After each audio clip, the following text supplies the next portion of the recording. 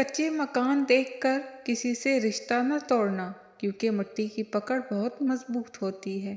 سنگ مرمر پر تو اکثر پاؤں پھسل جاتے ہیں۔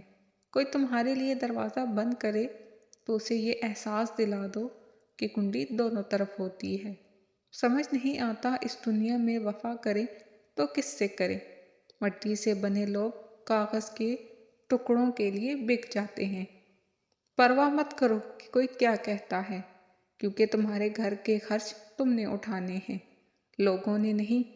بچپن میں سوچتی تھی کہ بڑی ہو کر غریب لوگوں کی مدد کروں گی، لیکن بڑے ہونے پر پتہ چلا کہ وہ غریب میں ہی ہوں۔ زندگی میں ہزاروں لوگ آواز دیں، مگر صرف وہیں بیٹھنا جہاں بیٹھ کر اپنے پن کا احساس ہو۔